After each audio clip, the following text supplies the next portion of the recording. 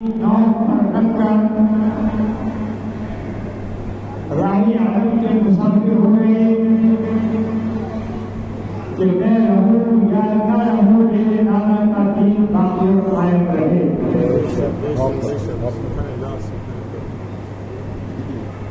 سمجھ میں نہیں آتا کہ 10 گاڑیوں کو یہ نوجوانوں کا ٹولہ دیوانگی کے جھنڈے لیے اور یا کے بے حیائی کے مہم کا مظاہرہ کرتے ہوئے یہ مرد اور عورتیں جوان لڑکیاں اور لڑکے کہاں سے نکل آتے ہیں۔ جس طرح سے بارش کی جنگ بھولے چلنے پر پورے میدان میں محنت کے بچے نکل آتے ہیں، تو وہ بچے محنت کے جو بارش کی چند بوندوں سے باہر نکل آتے ہیں ان کی موت کتنی آسان ہوتی ہے۔ پیروں کے لیے وہ روک دیے جاتے ہیں، گاڑیوں کے ٹائروں کے نیچے وہ روک دیے جاتے ہیں، اور نہ جانے جن کے جانوروں کا شکار ہو جاتے ہیں۔ جب ایک بے حساب بھیڑ ایک جھنڈ کی شکل میں نکل آتی ہے تو کسی کا بھی نشانہ نوالا بڑی آسانی سے بن جاتی ہے۔ پھر انہیں برساتی میل کو بھی طرح سے محرم کی 9 اور 10 تاریخ کو جو بے حیائی الیاجت کا ننگا ناچ ہم سڑکوں پر ناچتے ہیں اور نام اس حسین کا لیتے ہیں جس نے اسلام کی آن بان عظمت اور شان کے لیے اپنا سب کچھ قربان کر ڈالا۔ کبھی ہم کو یہ غیرت آئے گی، کبھی ہم کو یہ شرم آئے گی، ارے اب تو جاگو کہ زمانہ ہمیں سبق سکھا رہا ہے۔ اب تو جاگو کہ ہماری جہالت کی بنا پر قرآن سے دامن بچا کر زندگی جینے پر دنیا ہمارے کلچر پر انگلیاں اٹھا رہی ہے۔ وہ کتاب جو آسمان سے نازل کی گئی، جس کے آسمانی ہونے میں کوئی شک نہیں، جس کے لیے قرآن خود اپنی تعریف میں شاہد ہے، لا ریب فیہ، یہ قرآن آسمانی کتاب ہے جس کے آسمانی کتاب ہونے میں شک نہیں۔ اس کتاب کے ماننے والے نوجوانوں کا، بزرگوں کا، مردوں کا، عورتوں کا، بچوں کا یہ نظریہ ہے کہ اس سے آنکھ موند کر تمام وہ عقائد اور نظریات اپنائے چلے جا رہے ہیں جو دنیا کی حقیقت، دنیا کی خوشی اور دنیا کا عیش و آرام فراہم کرنے کے لیے آج تو ہم یہاں تک پہنچے ہیں کہ دنیا کا عیش حاصل کرنے کے لیے اپنے ایمان کا سودا بھی کر ڈالتے ہیں۔ یہ کام حسین کے لیے بڑا آسان تھا، یہ کام حسین کے لیے بڑا آسان تھا۔ 22,000 کا لشکر، 72 لوگ، ہم تو 2.25 ارب ہیں، ہمارے سامنے تو دنیا کی تعداد ہی نہیں ہے۔ ساری دنیا الگ الگ بٹی ہوئی ہے، ان کے مذہب الگ، نظریات الگ، ان کی سمجھتائیں الگ، ان کی تہذیبیں الگ، ان کے نظریات الگ، ان کے عقیدے الگ، ملتے ہی نہیں ہیں۔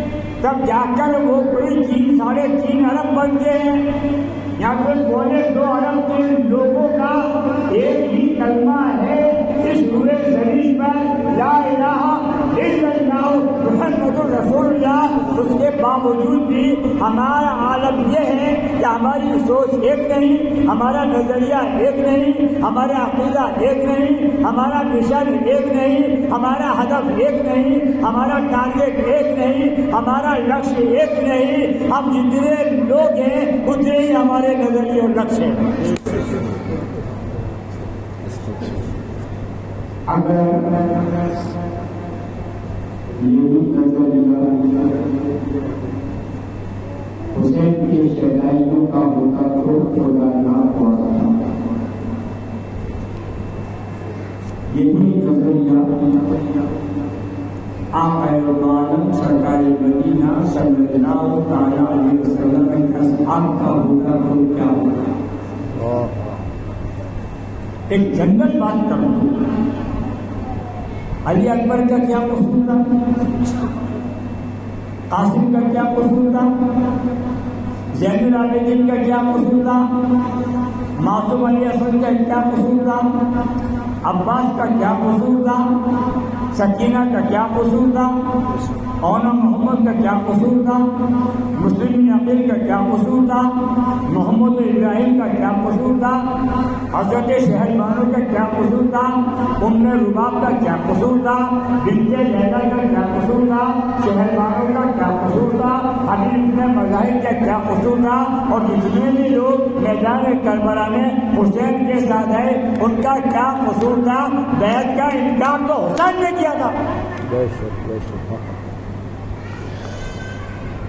وہ ولی جو چلے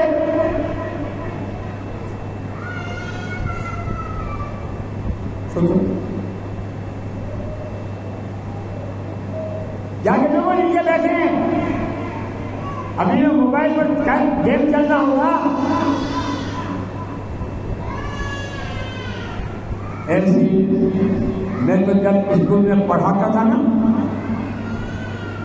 اور جب میرے اسٹوڈینٹ لاپرواہ ہوتے تھے، کام چور ہوتے تھے نا، تو میں ان کے ماں باپ سے ایک بات کہتا تھا، یا تو کہوں تو گلا پکڑ لیا جاؤ.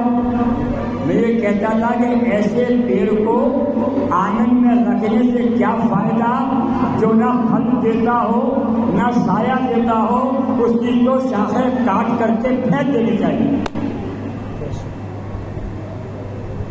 آج اس نسل کا یہ حال ہونا چاہیے.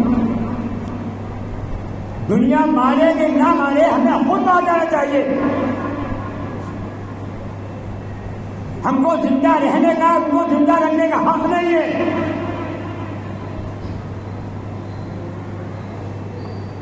اس قوم کا مایا کے تو بڑی تکلیف ہوتی ہے. ہم نے اپنی زندگی کے 20 سال برباد کر دیے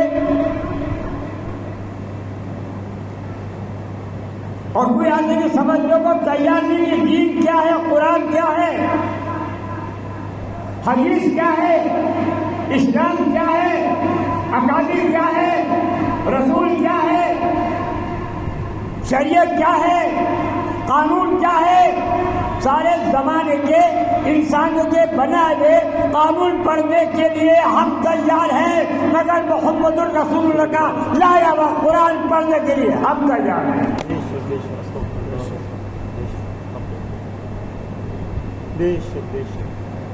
جی جواب ہے یہ اور سے بیٹھی نا. ایک مرتبہ حضور اکرم اور سے سنو، جو محلے میں دبک کے بیٹھی وہ بھی سنے،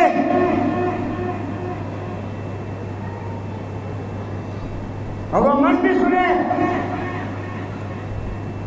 کب تک دامن بچاؤ گے؟ موت آئی جلدی لگا دے گی اس دن. ایک دن اس دن کوئی 2 پل پڑھ کے بخشنے والا نہیں ملے گا. حضور عورتوں کے جلسے میں گئے، ایک محفل میں پہنچے. ضم غفیر عورتوں کا تھا. آپ نے فرمایا اے عورتوں، تو غربت تھی نا اس زمانے میں، آج اتنی دولت تھوڑی تھی.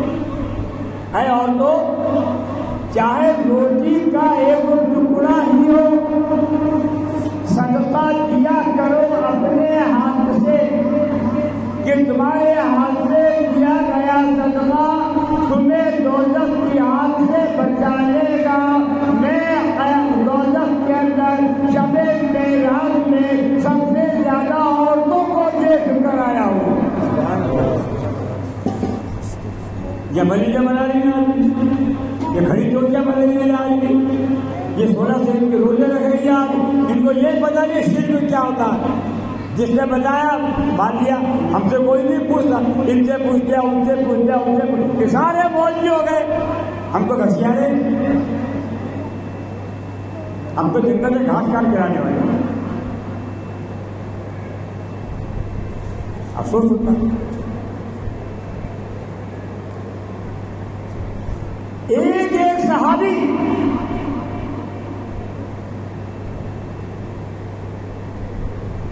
جس نے حضور کے ہاتھ پر بیعت کی،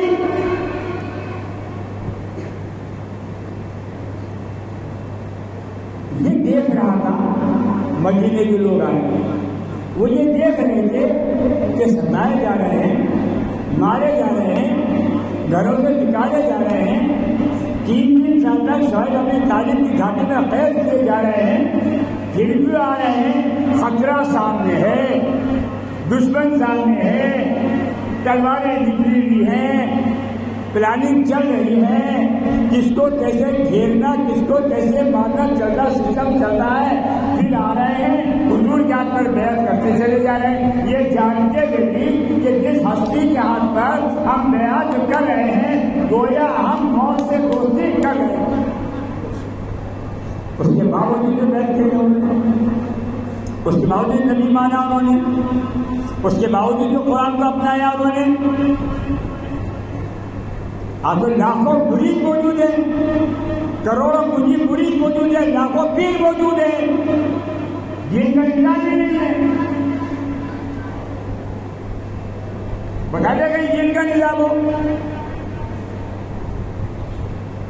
کسی شیخ صاحب نے 4 بچہ پڑھاتی ہوئی بتا دو میرے کو اپنے خاندان کے علاوہ.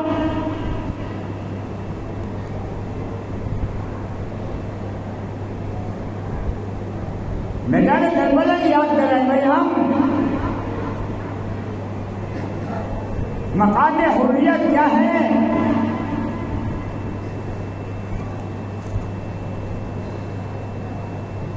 جس نے آگ سے کھیلا، جس نے آگ سے کھیلا، حضور کے ہاتھ پر بیعت جس نے کی وہ آگ سے کھیل گیا.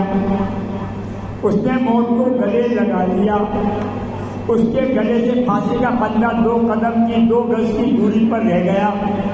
یہ جانتے ہی پھندا کب میرے گلے میں آ جائے گا، کب میری زندگی سہا ہو جائے گی، یہ دیکھ رہا ہے پھر یہ قدم چھو رہا ہے، بڑھتا چلا جا رہا ہے.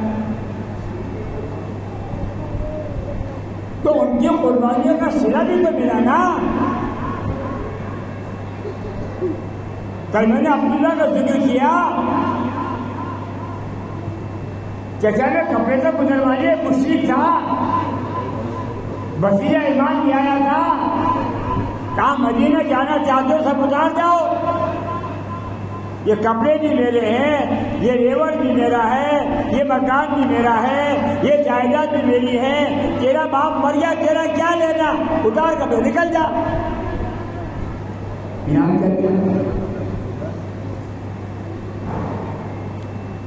اس کو کہتے ہیں صرف دل سے کی گئی محبت، سچے دل سے کی گئی محبت، سچے دل سے ایمان لانے کا رزلٹ ہے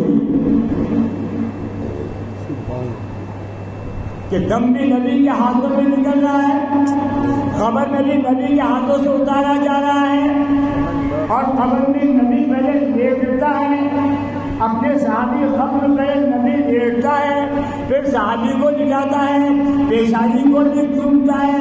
جتنی خوش نصیب ہوگی وہ موت جس کی پیشانی کو مرنے کے بعد نبی چوم لے. جتنی خوش نصیب ہوگی وہ موت. یہ جو ہے نا ہاتھ میں ہاتھ دینا بیعت، یہ تماشا نہیں، یہ عہد ہے، ایک وچن ہے، ایک پیکٹ ہے، ایک وعدہ ہے کہ ہم ہاتھ پہ ہاتھ دے کر یہ وعدہ کرتے ہیں کہ تمہارے ہر حکم کو مانیں گے، تمہاری مرضی کے خلاف اپنی مرضی نہیں چلائیں گے، تمہارا حکم ماننے کے لیے ہمیں کانٹوں پر چلنا پڑے گا تو چلیں گے، آگ میں جلنا پڑے گا تو چلیں گے، کبھی تمہارے خلاف بغاوت نہیں کریں گے۔ یہ بیک تھا، یہی تو بیک تھا، یہ امام حسین سے کیا گیا تھا۔ یہ دوسری پڑے آگے چلیں گے۔ صلاۃ و سلام علیک یا رسول اللہ صلی اللہ علیہ وسلم۔ سیدنا امام حسن رضی اللہ تعالیٰ عنہ خلیفہ حضرت علی کی شہادت کے بعد قوم میں نہ اتفاق تھی، قوم کو ایک کرنے کے لیے حضرت امام حسن نے امیر معاویہ کو خلافت دے دی، ان کے ہاتھ پر بیعت کر لی۔ جب ان کے ہاتھ پر بیعت کر لی اتنا سارے ختم ہو گئے۔ آگے نہیں آؤں گا، میں مختصر مقصد کر رہا ہوں۔ نظام اچھا چل رہا تھا۔ ایک شب عشاء کی نماز کے بعد امام حسین عبداللہ بن زبیر عبداللہ بن عباس مسجد نبوی میں بیٹھے ہوئے کسی مسئلے پر گفتگو کر رہے تھے کہ مدینے کے گورنر ولید کا عالمی مشیر ایلچی مسجد نبوی میں آیا اور امام حسین علیہ السلام سے کہا کہ آپ کو ولید نے یاد کیا ہے۔ زبیر بن عوام نے کہا کہ حسین اس وقت اتنی رات کو ولید نے آپ کو بلایا، مجھے حیرت ہو رہی ہے۔ امام علی مقام نے فرمایا کہ زبیر تم نہیں جانتے ہو، مجھے لگتا ہے کہ امیر معاویہ کا انتقال ہو گیا ہے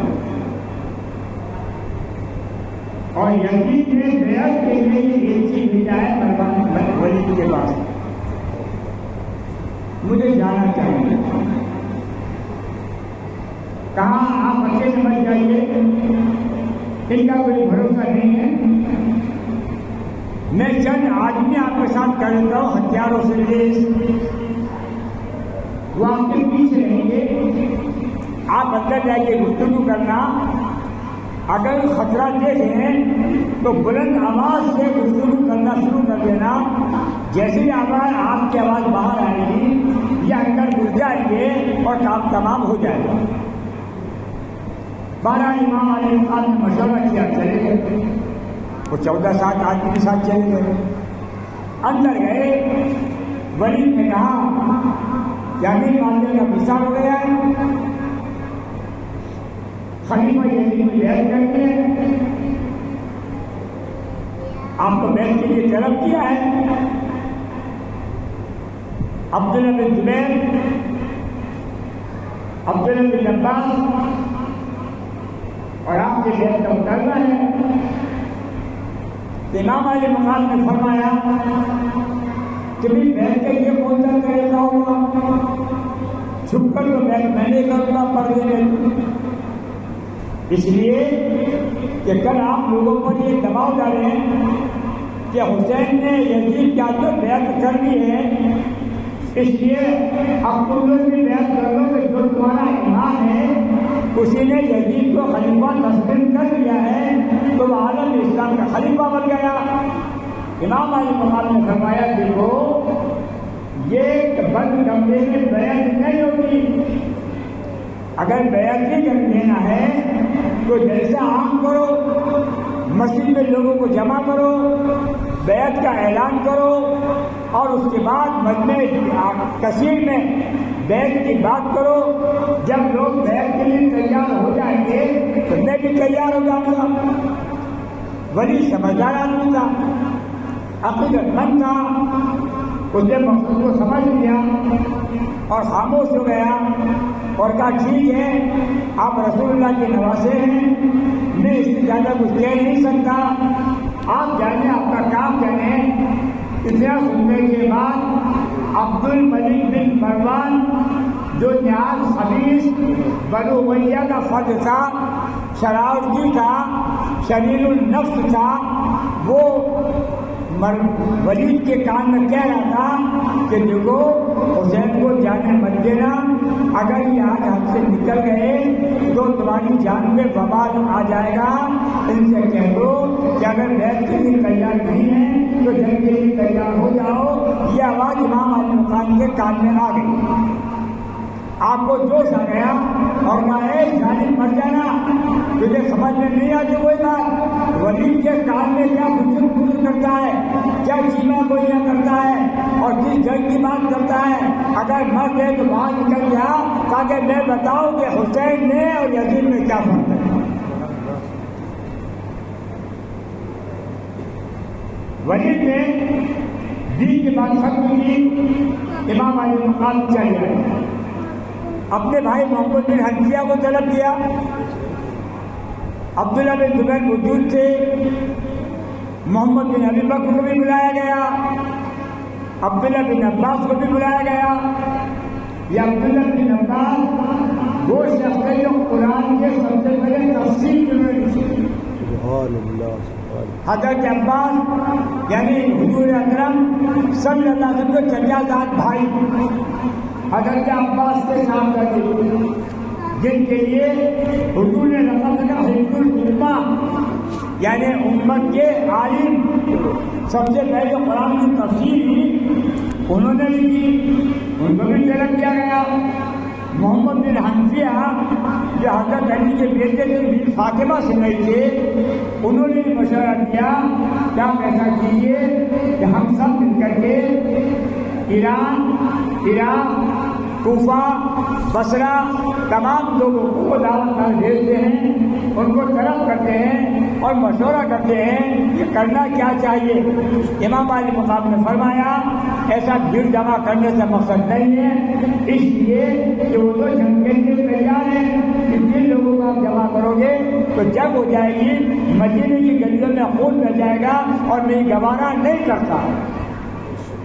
عبداللہ بن زبیر نے کہا تو پھر کیا کریں گے آپ کی آنکھوں میں آنسو آ گئے، آپ رو دیے اور آپ نے کہا میں مدینے کی کو خون کے سنکٹ سے بچانے کے لیے مدینہ چھوڑ کر مکہ چلا جاؤں گا۔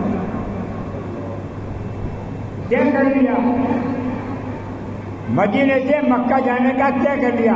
سوچئے سمجھیے، بات ایک بیعت کی نہیں تھی، بات شریعت کی تھی۔ مشرکین مکہ یہود کے خلاف جتنی بھی جنگیں حضور اکرم صلی اللہ علیہ وسلم کی ہوئی وہ اسلام کو قائم کرنے کی تھی۔ جتنی بھی جنگیں حضور اکرم صلی اللہ علیہ وسلم کے دور میں جتنی بھی جنگیں ہوئی وہ سب اسلام کو قائم کرنے کے لیے تھی۔ خلفائے راشدین کے زمانے میں جتنی بھی جنگیں ہوئی وہ اسلام کی عمارت کو بچانے کے لیے تھی، اور میدان کربلا میں حسین بن علی کی جو جنگ تھی وہ اسلام کی سرحدوں کو محفوظ کرنے کی کہ شریعت کو بچایا جائے۔ لہذا امام علی مقام نے طے کر لیا کہ میں مدینہ چھوڑ کر مکہ چلا جاؤں۔ جب آپ مکے تشریف آئے تو کوفے والوں کے خط آنا شروع ہو گئے۔ اب سوال پیدا ہوتا ہے یہ کوفے والوں کے خط کیوں آ رہے تھے؟ کوفے والوں کے خط کیوں آ رہے تھے؟ بے در پہ ہر روز ایک خط، ہر دوسرے دن ایک خط، خطوں کا انبار لگ گیا۔ بعض روایت کے مطابق 1000 سے زیادہ خطوط آ گئے۔ امام علی مقام ان کو ٹالتے رہے، یہ کوفیوں کے خط کیوں آ رہے ہیں؟ اس مسئلے کو سمجھنا اس لیے کہ مولا کائنات علی مرتضیٰ رضی اللہ تعالیٰ عنہ نے مدینے سے اپنی دارالخلافہ اپنی راجدھانی کوفہ کو بنا لیا تھا۔ کوفہ اور بصرہ میں حضرت علی کا بڑا اثر تھا، لوگ آپ کی بڑی عزت کرتے تھے، آپ کے خاندان سے پیار کرتے تھے، لہذا جب ان کو پتہ چلا کہ یزید تخت پر بیٹھ رہا ہے تو انہیں خط لکھنے شروع کر دیے کہ آپ حکومت تشریف لے آئیے، ہم آپ کے ساتھ دینے کے لیے تیار ہیں، وقت آئے گا ہم آپ کے لیے جائزہ بھی پیش کر دیں گے۔ امام علی مقام ان کو ٹالتے رہے، تسلی دیتے رہے، تسلی کے جواب دیتے رہے۔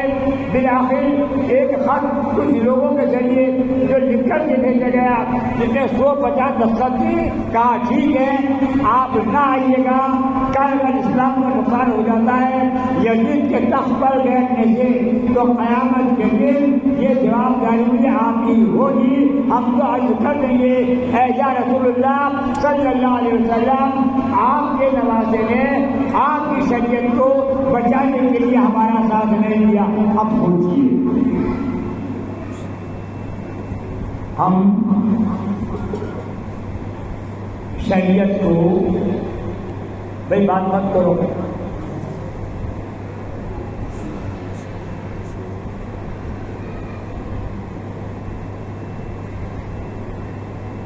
ہماری شریعت کیا ہے؟ تقریر نہیں کرنی ہوگی،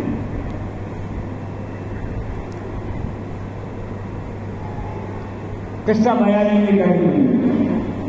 میرا سوال ہے چھوٹا سا، کوفے کے لوگوں نے آخری خط یہ لے کر کے حسین بن علی کو کوفہ جانے کے لیے مجبور کر دیا کہ آپ نہیں آتے ہیں، یزید تخت پر بیٹھ جاتا ہے اور اسلام کی شریعت کا نقصان ہوگا، قیامت کے دن اس کی جواب دہی آپ کی ہوگی کہ رسول اللہ کے نواسے ہونے کے ناطے آپ نے ایک ظالم جابر سخت گیر شخص کو بادشاہ بن کے دیکھا، برداشت کیا، اور آپ نے اس شریعت کو بچانے کے لیے کوئی کوشش نہیں کی، اس کی جواب دہی آپ پر ہوگی۔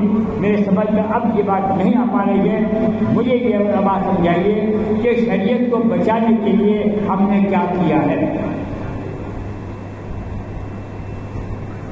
ہماری شریعت کیا ہے؟ سنو لو جوانو، مرد اور عورتوں،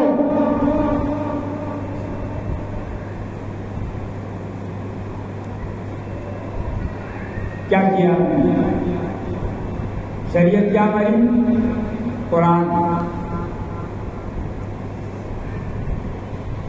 کتنے لوگوں نے پڑھا قرآن؟ اور پڑھا تو سمجھا کتنے لوگوں نے؟ قانون کو پڑھ کر کے نظام کی حفاظت کی جاتی ہے یا بنا پڑھے؟ قانون کی کتاب بنا پڑھے ہی قوم ملک کی حفاظت کی جا سکتی ہے۔ ایک وکیل بنا اپنے قانونی کتاب کا مطالعہ کیے بغیر عدالت میں مجلس جا کر کھڑا ہو جائے تو دھکے دے کر بھگا نہیں دیا جائے گا۔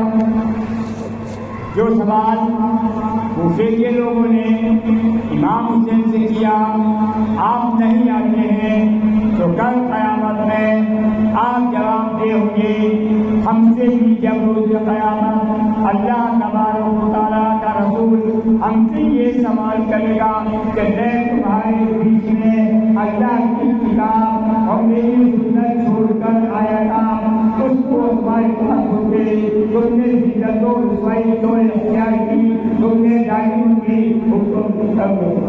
قبضہ کیوں تسلیم کیا، تم نے اپنے نظام کے فرق سے کیوں اڑا دیے، تم نے کیوں نہیں اس نظام کو قائم کرنے کے لیے اپنے لوگوں کو تیار کیا، کیوں نہیں دین سکھایا، یہ گمراہی جہالت کے گہرے غار میں جا کر کیوں گر گئے، جبکہ میں مکمل دستاویز، مکمل قانون، مکمل سنویدھان، مکمل منشور کو دیکھ کر کے تمہارے پاس آیا تھا کہ تم اس قرآن کو اپناتے رہو گے تو دنیا میں ذلیل نہیں ہوگے، ہم بتلائیے ہمارا قیامت کے دن کیا جواب ہوگا؟ کتنے لوگ ہیں اس دنیا میں کلمہ طیبہ زبان سے پڑھنے والے؟ ہم میں سے کتنے لوگ کلمہ طیبہ زبان سے پڑھنے والے لوگ کتنے ہیں جو قیامت کے دن حضور اکرم صلی اللہ علیہ وسلم کی آنکھوں میں آنکھیں ڈال کر یہ کہہ سکیں گے اے اللہ کے رسول، جس قانون کو، جس شریعت کو، جس قرآن کو آپ ہمارے دل چھوڑ کر کے آئے تھے، ہم نے بعض لفظ کا اس کا زیر و زبر اس کا خشک ہو کر ہم نے اپنے دل و دماغ میں بسا کر اس آگ لگتی دنیا میں امن و امان کا پیغام دیا تھا، کیا ہم کہہ سکیں گے؟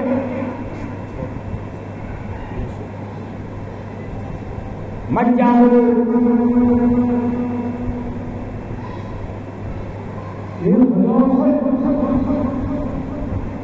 اور کوئی جواب نہیں. ایک خط نے پوچھنے کی تیاری کروا دی. اس لفظ میں کہ نہیں آئیں گے تو آپ جواب دے ہوں گے. کیا آپ کے ہوتے ہوئے ایک ظالم غاصب اسلامی حکومت کا فرما روا بن جائے، بادشاہ بن جائے، تو کیا حسین اکیلے گئے ہوں گے؟ کیا حسین کو اکیلا جاری نہیں کیا ہوگا؟ سارا مکہ پیروں آ گیا.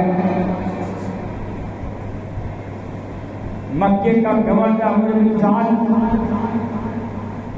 پیروں میں آ گیا. 2 سال سے ایک کربلا میں دشمن کی شکل تھا اور یہ حاکم تھا.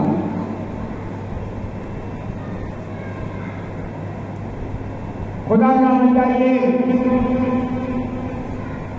کوفیوں کے والے اس دور کے مسلمان اس طرح جھوٹے ہیں. میں اور اللہ میں تقریر کر رہا تھا، 40 سال 45 سال پرانی بات ہو گئی. 9 تاریخ کے محرم کی جلسہ ہو رہا تھا. لوگ سڑک پر جو طرف کھڑے ہوئے تھے، تو میں تقریر کرتے کرتے بیچ میں مخالف لوگ تو ہوتے ہیں نا، چھو لگانے والے تو تقریر کرتے کرتے میں نے کہا نوجوانوں کیا کھڑے تماشا دیکھ رہے حسین کی بربادی کا؟ اگر عقیدت ہوتی بیٹھتے عزت سے، تم تو تماشا دیکھ رہے ہو. خدا کی قسم میدان کربلا میں میری قسمت اتنی اچھی ہوتی اور میں حسین کے ساتھ ہوتا تو کہہ دیتا حسین ابن علی اس قوم کے لیے قربانی مت دیجیے، اس میں وفا نہیں ہے، تو میرے چرچے ہو گئے. یہ ریکارڈر کیسے ریکارڈ کر کر کے لوگوں کو سنانا شروع کر کے سامنے ایسا بولتا ہے، کیونکہ حق کے وقت دبانے کی کوشش کی جاتی ہے. بھائی کب تک ہم بیدار نہیں ہوں گے؟ حسین کو دل میں بساؤ، حسین کی محبت دل میں بساؤ، حسین کے بچوں کی محبت دل میں بساؤ، ان کے خون کو عطر سمجھ کر آنکھوں سے لگاؤ، نظروں میں ان کی مقدس صورتوں کو بساؤ، ان کی محبت عقیدہ دلوں میں اتارو. یقیناً جس کی کشتی کا ناخدا حسین ہوگا اس کشتی کو دنیا کا کوئی طوفان ڈبو نہیں سکتا، کوئی طوفان ڈبو نہیں سکتا. میرے عزیزوں، میرے دوستوں، میری تربیت کا معاملہ صحیح ہونے کے باوجود اللہ تعالیٰ مجھے بولنے کی طاقت دے دیتا ہے، اس کا احسان ہے. اور صاحب بازار کی کوئی نظر ایسی ہے کہ مجھے 1 گھنٹے کی زندگی مل جاتی ہے، یہ اس کا شکر احسان ہے، کرم نوازی اس کی. دعا فرمائیں کہ اللہ تبارک و تعالیٰ ہمارے دلوں میں حقیقت حسین علیہ السلام کی محبت پیدا کر دی. ہم اس کے بعد آگے چلیں گے اور اب سلسلے میں ہیں ہم شہادت کے میدان میں قدم رکھیں گے. میں چاہوں گا کہ نئے انداز سے شہادتوں کو پیش کرنے کی کوشش کروں. اگر میری دعا فرمائی کہ اللہ تبارک تعالیٰ اس قوم کی شہادت کی ناموں میں علم کے باغیچے لگا دے اور اللہ تبارک تعالیٰ علم و عمل کا دور ہم سے واپس جائے. واقع دعواؤں الحمدللہ رب العالمین. السلام علیکم.